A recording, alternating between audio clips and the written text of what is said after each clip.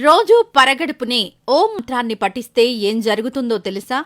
హిందువులు చదివే మంత్రాల్లో ఓం అనే మంత్రానికి చాలా ప్రాధాన్యత ఉంటుంది. ఇది ఏకాక్షర మంత్రం. ఓం లేదా ఓం అని పలుకుతాం. ఈ మంత్రం త్రిమూర్తి స్వరూపంగా చెప్పబడుతుంది. ఆ, ఊ, మకార శబ్దాలతో ఓం ఏర్పడుతుంది. ఓంకారం శబ్దాల్లో మొదటిది. హిందూ మతానికి కేంద్ర బిందువు. దీన్ని పరమాత్మకు ప్రతీక అని చెబుతారు. అయితే దీన్ని పలకడం వల్ల జననావయవాల నుంచి తల వరకు శక్తి చేకూరుతుంది. ఓం పలికే సందర్భంలో మొదట శక్తి జననావయవాల దగ్గర ఉద్భవిస్తుంది. అది అనంతరం జీర్ణాశయానికి, ఆపై ఛాతీకి, అక్కడ్నుంచి తలకు చేరుతుంది. దీంతో అనేక లాభాలు కలుగుతాయి. ఓం అనే మంత్రాన్ని రోజూ పఠించటం వల్ల ఎలాంటి ప్రయోజనాలు కలుగుతాయో ఇప్పుడు తెలుసుకుందాం. రోజూ ఓం అనే మంత్రాన్ని ధ్యానంలో కొన్నిసార్లు ఉచ్చరించటం వల్ల చాలా శక్తి ఉద్భవిస్తుంది. ఓ దశలో ఆధ్యాత్మిక స్థాయి పెరిగి దైవంతో మన ఆత్మ కనెక్ట్ అవుతుంది. దీంతో ఒంట్లో పాజిటివ్ వైబ్రేషన్స్ వచ్చి అనారోగ్యాలు నయమవుతాయి.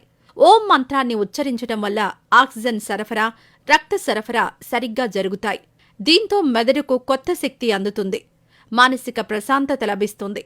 ఒత్తిడి, ఆందోళన దూరమవుతాయి. డిప్రెషన్లో ఉన్నవారు నిత్యం ఓం మంత్రాన్ని చదివితే ఫలితం ఉంటుంది. కొత్త శక్తి, ఉత్సాహం వస్తాయి. చురుగ్గా మళ్లీ ఎప్పటిలా పనిచేసుకోగలుగుతారు. మెదడుకు శక్తి ఎక్కువగా అందడం వల్ల జ్ఞాపక శక్తి పెరుగుతుంది. ఆలోచన శక్తి పెరుగుతుంది.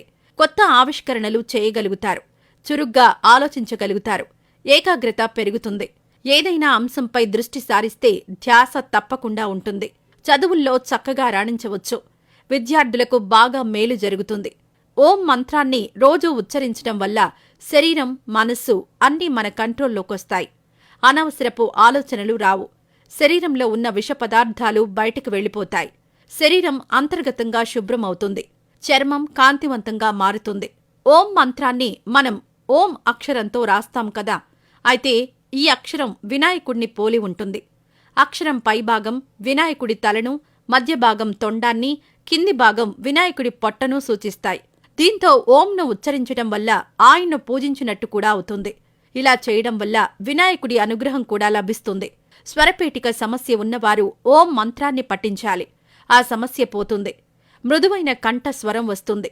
ఇస్లాంలో ఓంను సమా అని పిలుస్తారు. అక్షరం కూడా హిందూ ఓంను పోలి ఉంటుంది. దాంతో కూడా పైన చెప్పిన విధంగా ఫలితాలు కలుగుతాయి. రోజూ ఉదయాన్నే కనీసం 50 సార్లు ఓం మంత్రం పఠిస్తే మంచి ఫలితాలు కలుగుతాయి.